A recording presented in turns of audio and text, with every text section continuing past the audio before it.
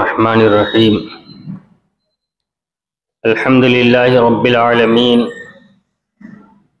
والعاقبۃ للمتقین والصلاة والسلام علی سید الانبیاء والمرسلین سیدنا و مولانا محمد وعلی آلہ واصحابہ اجمعین اما بعد فقد قال اللہ تبارک وتعالی فی القرآن المجید اعوذ باللہ من الشیطان الرجیم بسم اللہ الرحمن الرحیم یا ایہا الذین آمنوا ادخلوا فی السلم کافہ ولا تتبعوا خطوات الشیطان انہ لکم عدو مبین وقال اللہ تبارک وتعالی لقد كان لكم في رسول الله أسوة حسنة لمن كان يرجو الله واليوم الآخر وذكر الله كثيرا وقال النبي صلى الله عليه وسلم لا يؤمن أحدكم حتى يكون هواه تبعا لما جئت به وقال النبي صلى الله عليه وسلم لتتبعن سنن من قبلكم شبرا بشبر وذراعا بذراع حتى لو دخلوا جحر رب لتبعتموه أو كما قال عليه الصلاة والسلام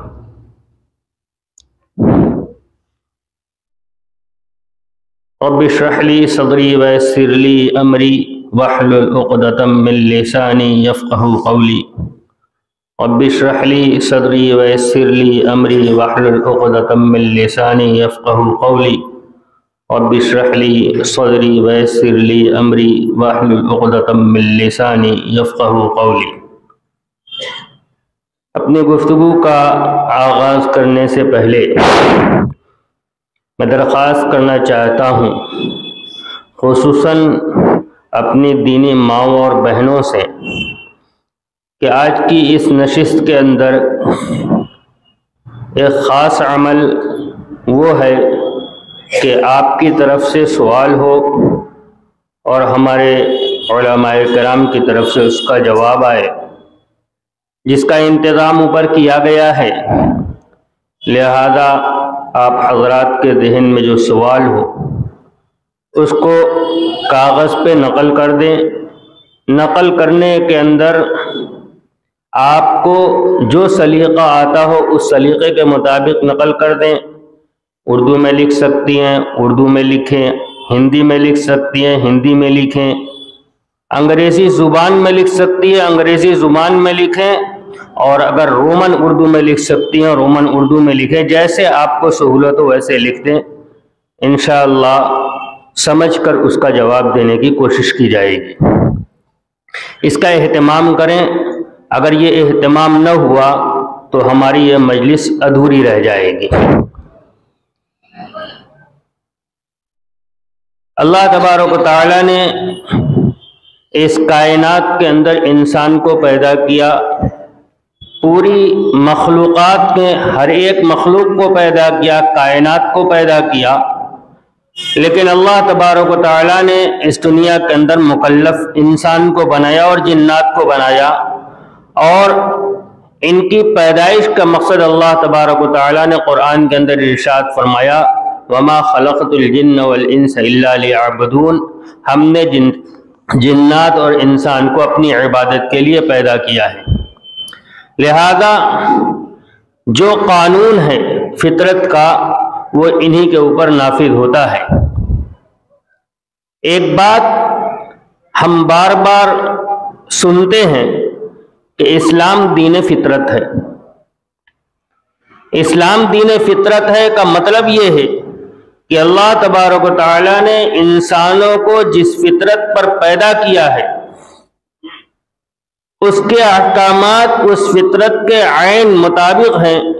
لہذا اگر کوئی انسان اسلام پر مکمل طور پر عمل کرنا چاہے وہ مرد ہو یا عورت ہو، تو اس کا انسان ہونا، اس کا مرد ہونا یا اس کا عورت ہونا اس حکم پر عمل کرنے سے مانع نہیں بنے گا، وہ حکم اس کی فطرت کے عین مطابق ہوگا۔ لہذا اللہ تبارک و تعالیٰ نے مردوں کو بھی کچھ احکام دیے، عورتوں کو کچھ احکام دیے، کچھ احکام کے اندر ہر ایک کو ایک ساتھ رکھا، جو حکم مرد کا ہے وہی حکم عورت کا ہے۔ یہ طریقہ تقسیم کار اللہ تبارک و تعالیٰ نے کی ہے۔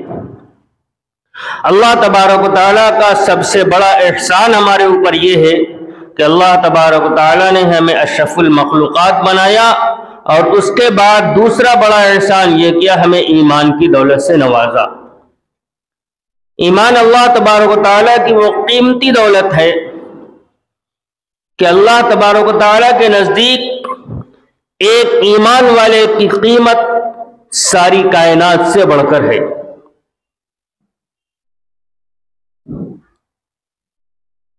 اور اس ایمان کی حفاظت یہ ہماری ذمہ داری ہے۔ اللہ تبارک و تعالیٰ نے ایمان کے بغیر جو انسان ہیں ان کے بارے میں فرمایا اولئک کالانعام بل ھم اضل، جو بغیر ایمان والے ہیں وہ تو جانوروں کی طرح ہیں، بلکہ جانوروں سے بھی گئے گزرے ہیں۔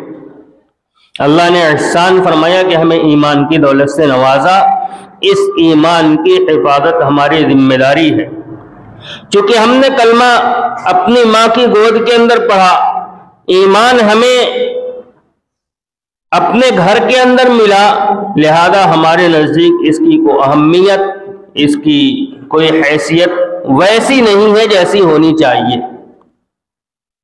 اس ایمان کے لیے کیا کیا قربانیاں دی گئی ہیں، اس ایمان کو بچانے کے لیے کیا کیا مصائب برداشت کیے گئے ہیں، اس کو آپ سنیے صحابہ اکرام رضی اللہ تعالی عنہم کی زندگی کے اندر۔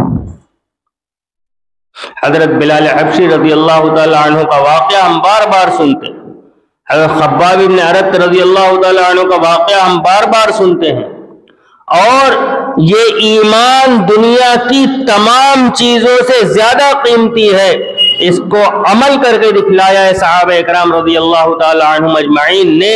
ایک واقعہ حضرت نبی اکرم صلی اللہ علیہ وسلم کے زمانے کے اندر ہوا ہے۔ ایک صحابی ہجرت کرنے کے لیے نکلے ہیں مکہ مکرمہ سے، اور مکہ کے کفار نے پیچھا کر لیا۔ ان کے ہاتھ میں ان کا تیر اور کمان تھا۔ جب وہ آئے ہیں پیچھے اور ان کو مدینہ جانے سے روکنا چاہا تو انہوں نے ان سے مقابلہ کیا، اور مقابلے کے اندر ان سے کہا کہ تمہیں معلوم ہے کہ میں تم لوگوں سے بڑا تیر انداز ہوں، جب تک یہ تیر اور کمان میرے ہاتھ میں تم میرے پاس نہیں پہنچ سکتے، اور جب یہ تیر ختم ہو جائیں گے تو پھر میں اپنی تلوار سے مقابلہ کروں گا۔ ہاں ایک صورت ہے، میں تمہیں اپنے گھر کا، اپنے مال کا، اپنا سب کچھ کا پتہ بتا دیتا ہوں، یہاں سے جا کر تم ان پر قبضہ کر لو اور میرا راستہ چھوڑ دو۔ انہیں بھی پتا تھا کہ ہم ان سے پار نہیں پا سکتے، لہذا وہ اس پر راضی ہو گئے۔ انہوں نے اپنے سامان کا، ساری چیز کا پتہ بتایا اور مدینہ طیبہ چلے آئے۔ جب مدینہ طیبہ آئے ہیں تو اللہ تبارک و تعالیٰ نے قرآن کی آیت نازل فرمائی وَمِنَ النَّاسِ مَن يَشْرِي نَفْسَهُ ابْتِغَاءَ مَرْضَاتِ اللَّهِ، لوگوں میں سے کچھ لوگ وہ ہیں جو اپنی جان کو خرید لیتے ہیں اللہ کی رضا حاصل کرنے کے لیے، سب کچھ قربان کیا ہے، ایمان چھوڑنا گوارا نہیں کیا۔ عبداللہ ابن حذافہ سہمی رضی اللہ تعالیٰ عنہ کا واقعہ ہمارے سامنے ہونا چاہیے۔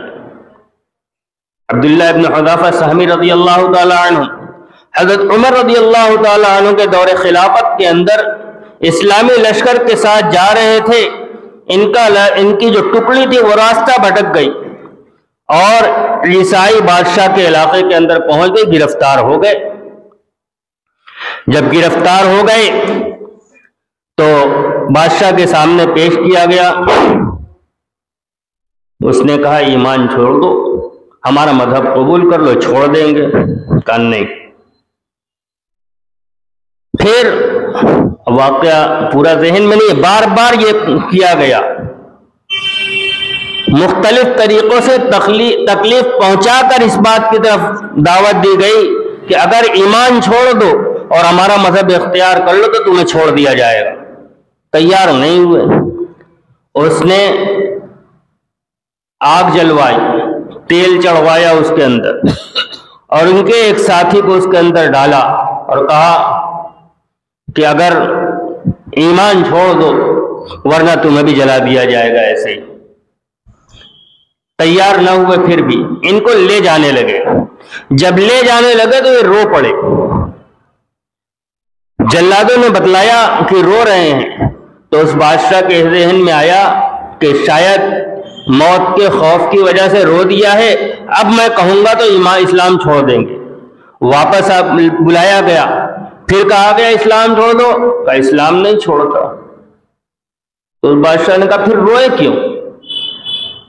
انہوں نے کہا کہ میں اس بات پر موت کے خوف سے نہیں رویا ہوں، میں رویا اس بات پر ہوں کہ عبداللہ ابن حذافہ السہمی رضی اللہ تعالی عنہ کی بدن کے اندر ایک جان ہے.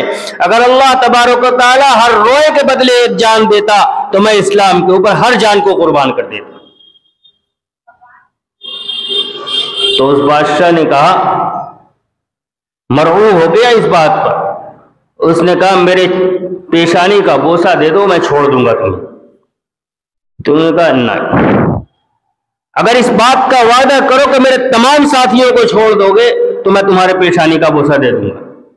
تو اس نے وعدہ کر دیا کہ اگر میرے پیشانی کا بوسہ دے لو گے تمہارے تمام ساتھیوں کو چھوڑ دیا جائے گا. عبداللہ ابن حذافہ السہمی رضی اللہ تعالیٰ عنہ نے اپنے ساتھیوں کی خاطر اس عیسائی بادشاہ کا ماتھا چوما ہے اور اس نے اپنے وعدے کے مطابق سب کو رہا کر دیا.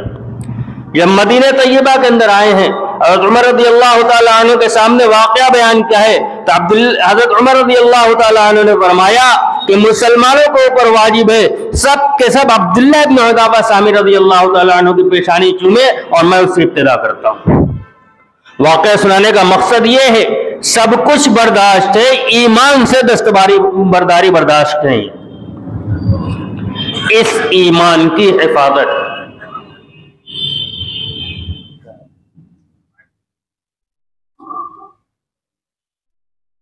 ایک واقعہ اور سن لیجئے. ہمیں یہ لگتا ہے کہ یہ تو صحابہ اکرام رضی اللہ تعالی عنہ کی خصوصیات تھی. جو حقیقی ایمان والے ہوتے ہیں ان کے اندر ایمان کی تڑپ ایسی ہی ہوا کرتی ہے. جب سن 1947 کے اندر ملک تقسیم ہوا ہے تو ملک کے تقسیم ہونے کے وقت انتہائی بری طریقے سے فتنہ و فساد ہوا ہے اور بہت ساری مسلمان عورتیں اور مرد اپنے گھر سے بے گھر ہو گئے. اسی کے اندر بہت ساری عورتوں کو غیر مسلم اغوا کر کے لے گئے. انہی میں ایک خاتون کا نام تھا مسعودہ بیگم.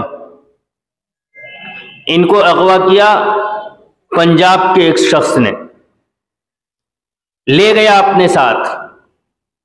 نانوتا کی رہنے والی تھی، اپنے ساتھ لے گیا اور اس کی خواہش یہ تھی کہ وہ اپنا مذہب تبدیل کر کے اس سے شادی کر لیں. انہوں نے اس بات کو قبول نہیں کیا، اپنا مذہب تبدیل نہیں کیا. طرح طرح سے ظلم کرتا تھا لیکن مذہب انہوں نے تبدیل نہیں کیا، ویسے ہی ان کو اپنے ساتھ رکھتا تھا. انہوں نے یہ کہہ کر کہ تم مشرک اور میں مسلمان ہوں، مشرک کے ساتھ مسلمان کا نکاح نہیں ہو سکتا، نکاح کی حامی نہیں بری، لیکن وہ ظالم تھا، اس نے ظلماً ان کو اپنے ساتھ رکھا. اس دوران ان کے اولاد بھی ہوئی. جب بہت دن گزر گئے اور اس کو اس بات کا اطمینان ہو گیا کہ اب یہ کہیں جائیں گی نہیں، تو اس نے ان کے اوپر قید کی سختی کم کرنی شروع کی. ایک دن انہوں نے اس سے اجازت مانگی کہ مجھے پڑوس کے اسکول کے اندر پڑھانے کی اجازت دے دو. میٹرک پاس تھی اپنے زمانے کی. اس نے اجازت دے دی کہ اب کہیں جائیں گی تو ہے نہیں، یہ پڑھانے کے لیے نکلی. اس زمانے میں ایک نظام تھا، چونکہ بہت سارے لوگ ادھر ادھر ہو گئے تھے تو حکومت نے کیمپ بنا رکھے تھے. اگر کسی کو اپنے گھر جانا ہو تو وہ اس کیمپ میں آئے، اپنا پتہ بتائے، پولیس اس کو اس کے پتے کے اوپر پہنچا دیتی تھی. انہوں نے معلوم کیا کیمپ کہاں ہے، کیمپ میں گئی اور وہاں جا کر بتلایا کہ فلاں آدمی نے مجھے زبردستی اپنے ساتھ رکھا ہے، میں فلاں جگہ کی رہنے والی ہوں، مجھے وہاں پہنچانے کا انتظام کیا جائے۔ گھر آئی ہے، پولیس آ گئی اور ان کو اپنے ساتھ لے کر گئی اور ان کو نانا تو پہنچا دیا گیا۔ لیکن یہ آدمی چین سے نہیں بیٹھا، بچوں کے ذریعے خط لکھواتا تھا نانی کے نام کہ ہم پریشان ہیں، بڑا لڑکا تھا، چھوٹی لڑکی تھی، لڑکی وہ گڑیا دودھ نہیں پی رہی ہے، ہم بہت پریشان ہیں، ہمارا کوئی رکھوالا نہیں ہے، وغیرہ وغیرہ۔ لیکن انہوں نے ایک بات یہ کہہ رکھی تھی کہ میں کسی غیر مسلم کے گھر نہیں جاؤں گی۔ پھر اس نے دوسری چال چلی اور پھر اغوا کیا ان کو۔ اس مرتبہ اغوا کر کے لے گیا، ایک ہوٹل کے اندر رکھا اور وہاں ان سے دن بھر کام لیتا تھا، پہرا سخت رکھا تھا، رات میں ایک کمرے میں بند کر دیتا تھا اور رات میں ہی وہ اپنی دن بھر کی نماز پڑھا کرتی تھی، کیونکہ دن میں تو اجازت ہوتی نہیں تھی اسی کمرے کے اندر۔ ایک دن اس نے دیکھ لیا، اس عمل کے اوپر بھی زد و کوب کیا۔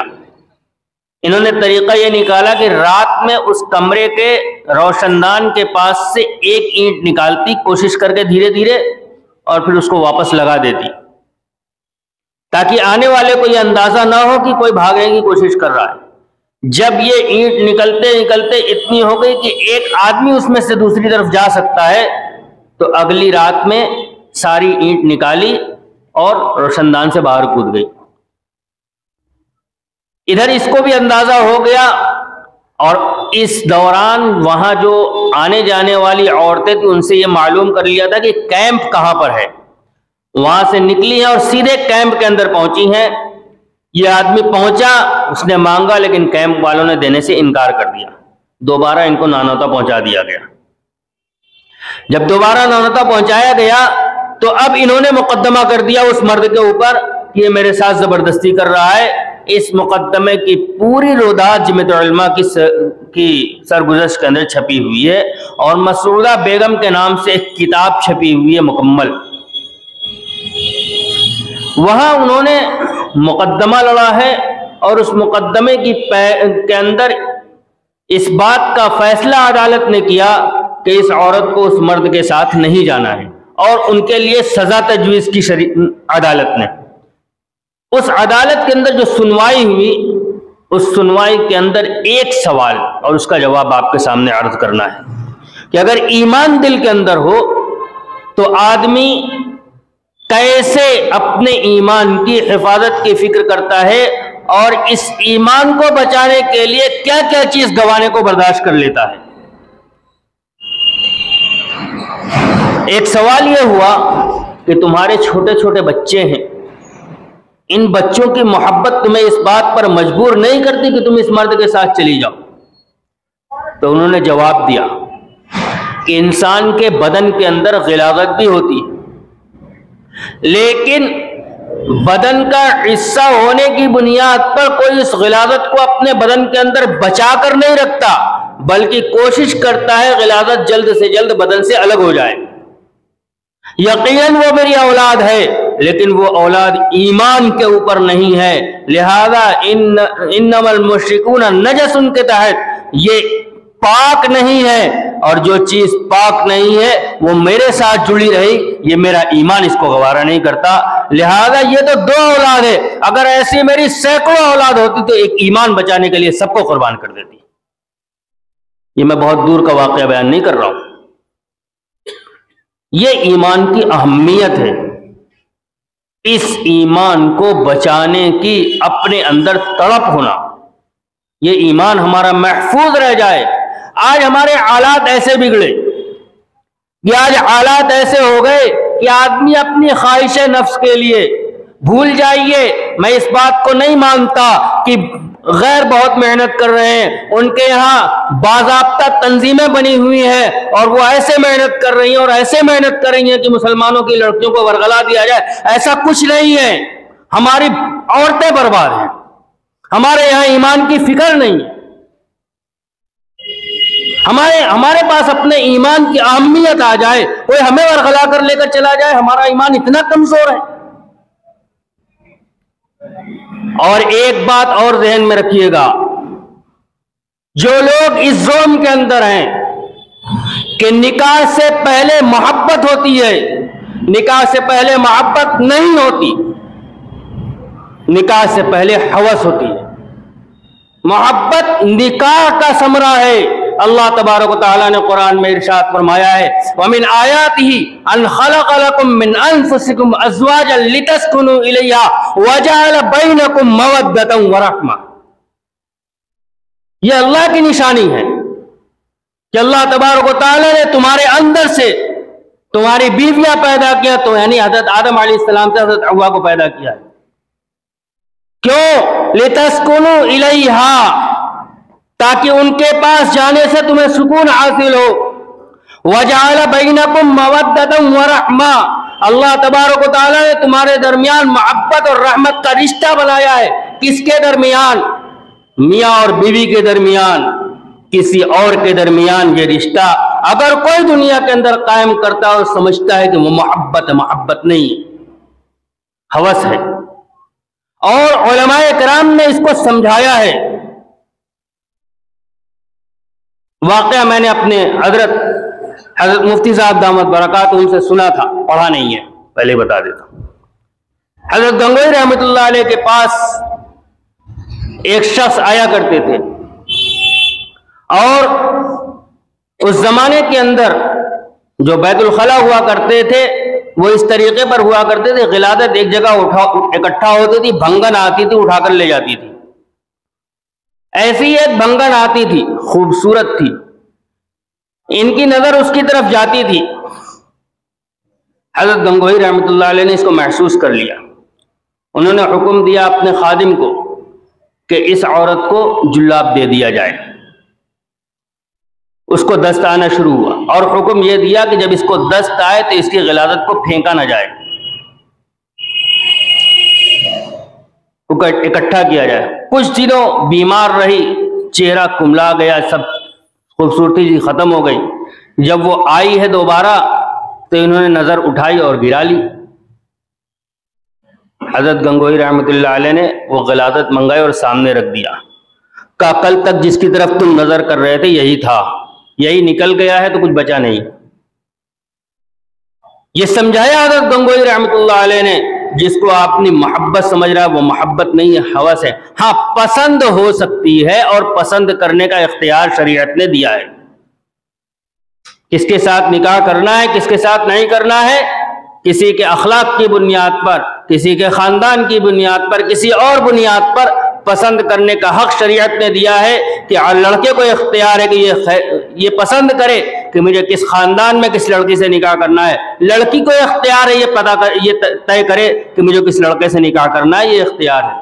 لیکن تعلقات اور محبت جو جائز ہے اور جو میاں بیوی کے درمیان ہوتی ہے وہ نکاح کا ثمرہ ہے، کسی اور چیز کا ثمرہ نہیں ہے۔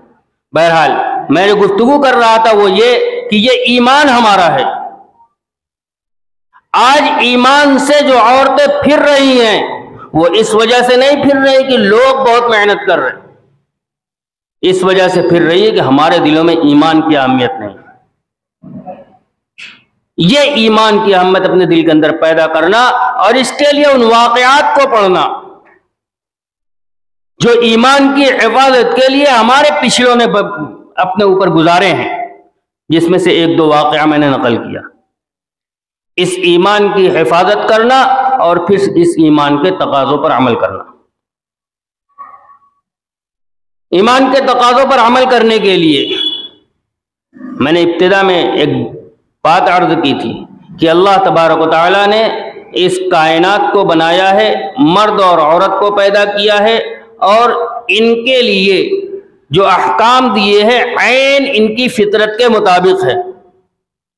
لہذا اللہ تبارک و تعالیٰ نے میدان عمل الگ الگ منتخب کر دیا، عورت کا میدان عمل الگ ہے، مرد کا میدان عمل الگ ہے۔ چنانچہ جو انصاف پسند عورتیں ہیں ان کی تحریرات بھی موجود ہیں جو یہ کہتی ہیں کہ ان عورت کو جو اس بات کی ذمہ داری دی گئی ہے کہ وہ اپنا گھر سنبھالے، وہ در حقیقت عورت کی فطرت کے عین مطابق ہے۔ بنیاد یہ ہے کہ عورت اپنے بدن کے اعتبار سے مرد سے کمزور ہے، اس کو پوری دنیا تسلیم کرتی ہے، اور باہر کے جو کام ہیں وہ ہر اعتبار سے مشقت والے ہیں، اور گھر کے اندر کے کام اپنی سہولت کے ساتھ کیے جاتے ہیں، لہذا اس کے اندر مشقت کم ہوتی ہے۔ دوسرے، عورت کے ساتھ بعض وقت اس کے بچوں کی ضروریات ایسی وابستہ ہوتی ہیں کہ وہ اپنے بچوں کے بغیر رہ نہیں سکتی، نہ بچہ اس کے بغیر رہ سکتا ہے۔ بعض حالات ایسے آتے ہیں کہ عورت کے لیے سفر کرنا، کہیں آنا جانا مشکل ہو جاتا ہے۔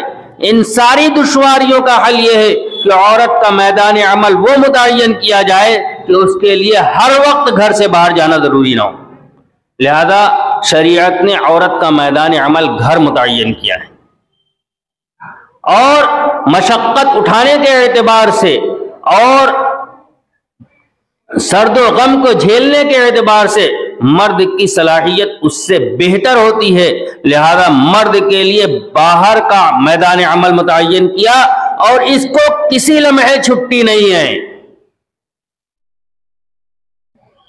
ساری عورتوں کی ذمہ داری مردوں کے اوپر ہے۔ جتنی عورتیں اس کے ماتحت آتی ہیں، ان کے کھانے پینے رہنے سہنے ساری ذمہ داری اس مرد کے اوپر ہے۔ عورتوں کو اس جھنجٹ سے آزاد رکھا گیا ہے۔ کیوں؟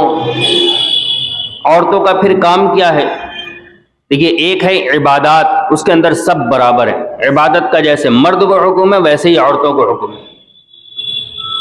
دنیا کے کاروبار چلتے رہیں، اس کے لیے مرد کی ذمہ داری ہے کہ باہر سے ان کے لیے نان و نفقہ کا انتظام کرے، اور عورت کی ذمہ داری ہے کہ گھر میں رہتے ہوئے گھر کے اندر جو شوہر کا مال اور اس کی اولاد ہے اس کی خیر خواہی کرے، اس کی دینی تربیت کرے، یہ عورت کی ذمہ داری ہے۔ اس لیے کہ پورے وقت اسی کو ان کے ساتھ رہنا ہے، لہذا عورت کا کام ہے گھر کی دیکھ بھال کرنا، مال کی بھی دیکھ بھال کرنا، اولاد کی بھی دیکھ بھال کرنا، اور یہ کام اس کے لیے آسان ہے، اور یہ عورت کی فطرت کے عین مطابق ہے۔ تجربے سے بات سمجھ میں آتی ہے۔ ایک عورت اپنے بچوں کی پرورش کرتی ہے، صبح سے شام تک، گھر کے اندر 4 اولاد ہے، 5 اولاد ہے، 2 ہے، 3 ہے، 1 ہے، جتنی بھی ہے، صبح سے شام تک ان کے سارے کام کرتی ہے اور خوشی سے کرتی ہے۔ لیکن ہم جیسوں کو وہی اولاد ایک دن کے لیے دے دی جائے کہ ذرا دیکھ لینا، تو 2 گھنٹے کے اندر سمجھ میں آ جاتا ہے۔ کیوں؟ یہ ہماری فطرت کے مطابق نہیں ہے، یہ ان کی یہ عورت کے اندر تلطف، رحم دلی مرد سے زیادہ ہوتی ہے، ہمدردی، غمگساری مرد سے زیادہ ہوتی ہے، لہذا جیسی وہ ان کی دیکھ بھال کر لیں گی مرد نہیں کر سکتا۔ یہ اللہ تبارک و تعالیٰ نے دونوں کے دائرہ کار کو الگ الگ کیا ہے۔ اب اگر کوئی اس سے اختلاف رکھے تو پھر وہ در حقیقت قانون فطرت سے اختلاف رکھ رہا ہے، اور قانون فطرت سے اختلاف کرے گا تو معاشرہ برباد ہوگا۔ چنانچہ مغرب کے اندر آزادی نسواں کے عنوان پر یہی چیز آئی۔ کیوں آئی؟ اس کا کیا، کس نے اس کی شروعات کی؟ ہمارے بڑوں نے تو یہاں تک لکھا ہے کہ آزادی نسواں اصل میں فریب ہے، مردوں نے اپنے نفس پرستی اور خواہش پرستی کی تسکین کے لیے آزادی نسواں کا نعرہ دیا ہے۔ لیکن اس کا نتیجہ کیا نکلا؟ حضرت مولانا مفتی تقی العثمانی صاحب دامت برکاتہم نے اصلاحی خطبات کے اندر سوویت یونین کے صدر گورباچوف کا ایک مقولہ نقل کیا ہے کہ آزادی نسواں کے نتیجے میں ہماری عورتیں گھروں سے باہر آ گئیں، جس کے نتیجے میں ہمارے ہاں پروڈکشن تو کچھ بڑھا، جو مصنوعات تھی اس کے اندر تو کچھ اضافہ ہوا، لیکن اس کا بڑا نقصان یہ ہوا کہ ہمارے یہاں کی خاندانی شیرازہ بندی ختم ہو گئی، ہمارے یہاں خاندان نہیں بچے، اور عورت کے اوپر ظلم یہ ہوا کہ اس کو یہ کہہ کر باہر نکال دیا گیا کہ تم بھی مردوں کے شانہ بشانہ چلو، جس طرح وہ کام کرتے ہیں تم بھی کام کرو، جس طرح وہ اعلیٰ عہدوں پر ہے تم بھی اعلیٰ عہدوں پر آؤ۔ لہذا اس کو وہ کام دیا گیا جو مرد بھی کرتے ہیں، اور جو کام اس کے ذمے گھر کا تھا وہ اپنی جگہ پر رہا۔ لہذا وہ عورت جو دفتروں کے اندر کام کرتی ہے وہ صبح جلدی اٹھتی ہے، دوپہر تک کا سارا انتظام کرتی ہے، انتظام کرنے کے بعد دفتر جاتی ہے، اور شام میں آنے کے بعد رات کا پورا انتظام کرتی ہے اور دیر رات تک اپنے کام میں مشغول رہتی ہے۔ پھر فکر یہ ہوتی ہے صبح جلدی اٹھنا ہے، گھر کا سارا انتظام کام کرنے کے بعد پھر دفتر جانا ہے۔ تو یہ عورت کے ساتھ رحم دلی ہوئی کہ اس کے ساتھ ظلم ہو گیا۔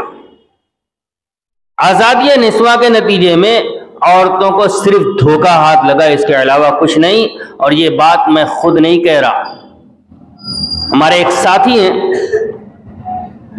انگریزی تعلیم یافتہ ہیں، کسی زمانے میں وہ دفتروں کے اندر کام کیا کرتے تھے۔ ان کی ایک کلیگ تھی،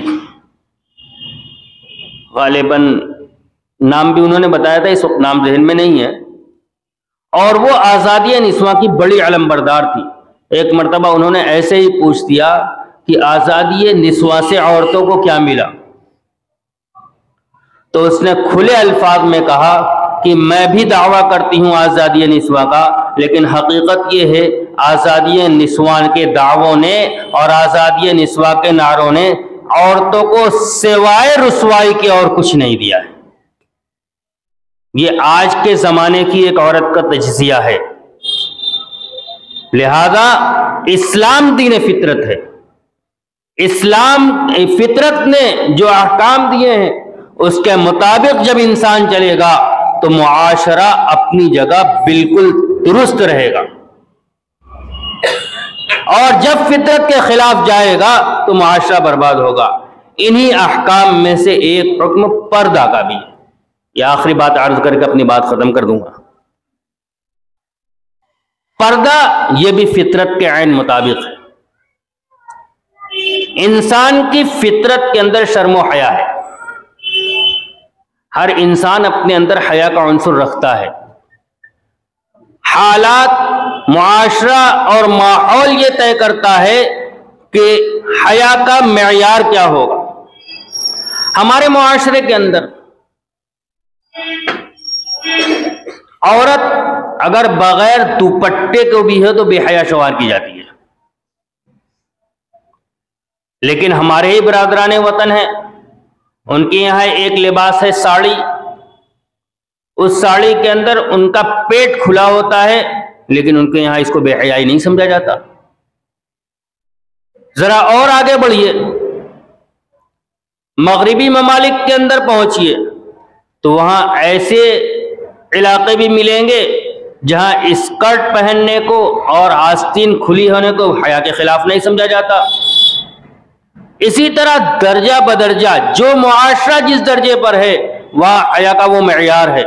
لہذا ایک بات تو متعین ہے کہ انسان کے اندر حیا موجود ہے، حیا کا معیار کیا ہوگا اس میں اختلاف ہے، اور یہ اختلاف معاشرے کی وجہ سے آیا ہے۔ لہذا اب یہ کون طے کرے گا کہ حیا کا معیار کیا ہے؟ حیا کا معیار وہ طے کرے گا جس نے ہمیں پیدا کیا ہے، اور اس نے مردوں کے لیے حیا کا معیار یہ طے کیا ہے کہ ناف سے لے کر گھٹنے تک یہ حصہ ان کا چھپا ہوا ہونا چاہیے، اور عورتوں کے لیے معیار یہ طے کیا ہے گھر کے اندر رہیں تو ہتھیلی اور پنجہ اور چہرہ یہ حصہ کھلا ہوا رہے گا، اور جب گھر سے باہر نکلے تو کچھ بھی کھلا ہوا نہیں رہے گا۔ اور اس کی ابتدا کی اللہ تبارک و تعالیٰ نے قرآن کے اندر یا ایھا النبی قل لازواجک وبناتک ونساء المؤمنین یدنین علیہن من جلابیبہن، اے نبی آپ اپنی بیویوں سے، اپنی بیٹیوں سے اور مسلمانوں کی عورتوں سے کہہ دیجئے کہ اپنے اوپر اپنی چادر کو ڈالے رکھیں۔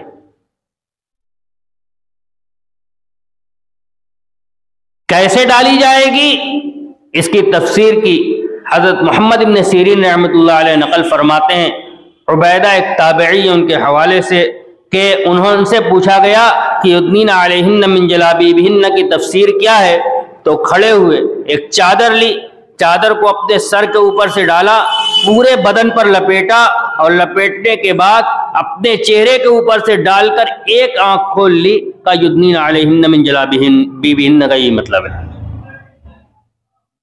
یعنی پورا بدن ڈھکا ہوا ہونا چاہیے۔ کیوں ڈالا جائے گا؟ تاکہ پردہ ہو جائے۔ پردہ کس چیز کا نام ہے؟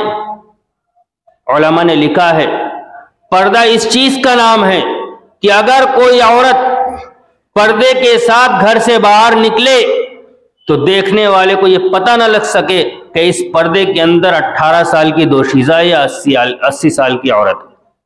اس کا نام پردہ ہے۔ اور آج کے زمانے کے اندر پردے کے نام پر، پردہ لباس کا نام نہیں ہے، پردہ پردے کا نام ہے۔ کالا کپڑا پہن لینے کا نام پردہ نہیں ہے۔ اور اگر اس کے اندر ڈیزائن اور فیشن آ جائے پھر تو کریلا نیم چڑھا ہے۔ فیشن اور فیشن اس طریقے کا جس کی وجہ سے لوگوں کی نظر ہماری طرف مبذول ہو، اگر کوئی عورت اس مقصد کے تحت یہ کام کرتی ہے تو نبی علیہ الصلوۃ والسلام کا فرمان ہے جنت میں نہیں جائے گی، جنت کی خوشبو نہیں ملے گی۔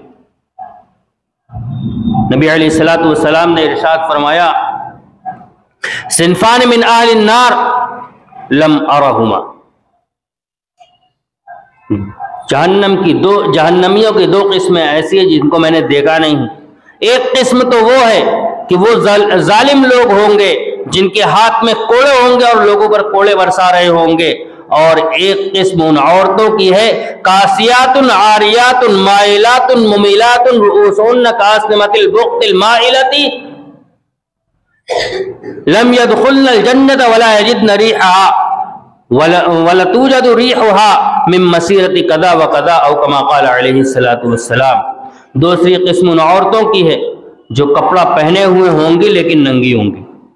کاسیات کپڑا پہنے ہوئے ہوں گی، عاریات ننگی ہوں گی، مائلات خود مردوں کی طرف مائل ہونے والی ہوں گی، ممیلات مردوں کو اپنی طرف مائل کرنے والی ہوں گی، ان کے سر بختی اونٹ کے جھکے ہوئے کوہان کی طرح ہوں گے۔ یہ عورتیں نہ جنت کے اندر داخل ہوں گی نہ جنت کی خوشبو پائیں گی، حالانکہ جنت کی خوشبو اتنی دور سے محسوس کی جاتی ہے۔ علماء نے کاسیات عاریات کی جو تفصیل کی ہے وہ یہ ہے کہ کپڑا یا تو اتنا باریک ہوگا کہ بدن نظر آ رہا ہوگا جیسے نیٹ کی آستین، نیٹ کا دوپٹہ کیسا ہونا چاہیے؟ اللہ کے نبی صلی اللہ علیہ وسلم کے پاس ایک کپڑا آیا، آپ نے ایک صحابی کو عطا فرمایا، کپڑا تھا باریک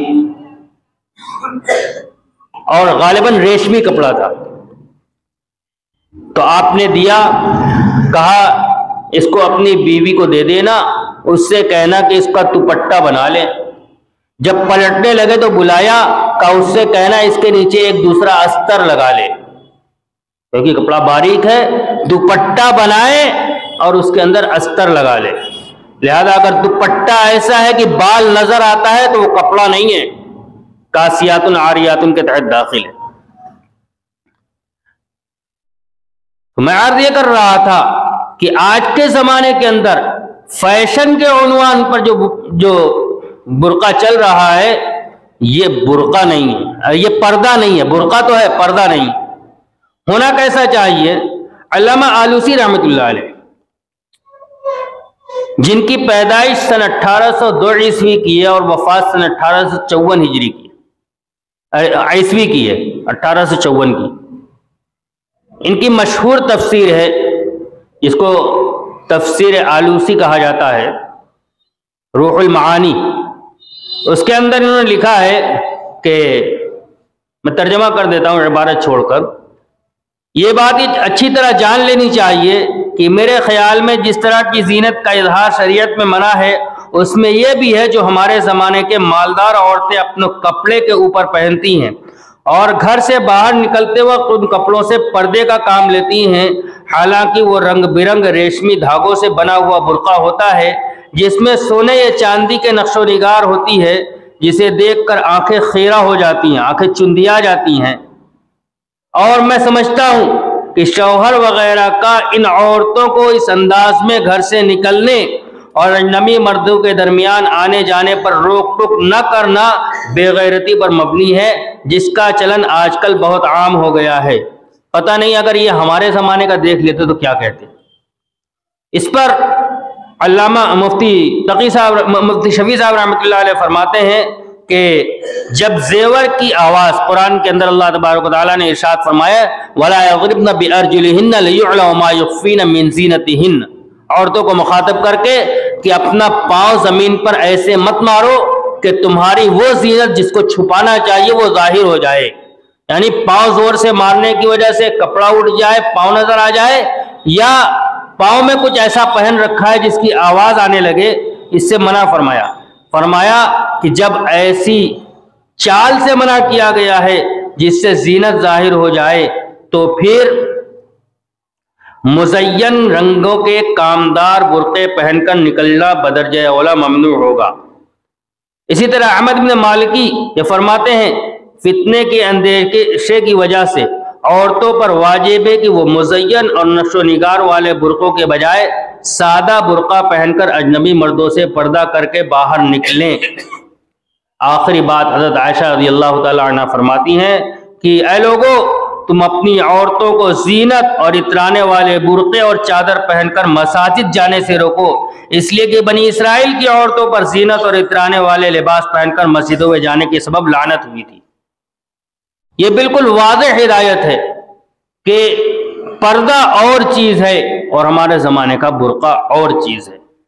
پردہ نام ہے اپنی زیب و زینت کو چھپانے کا، نہ کہ زیب و زینت کے ظاہر کرنے کا، لہذا اس بات کا اہتمام ہونا چاہیے کہ ہمارا برقع پردہ بنے، برقع ہماری زیب و زینت کا سامان نہ بنے۔ مزاج بدل گیا، اب برقع زیب و زینت کا سامان بن گیا۔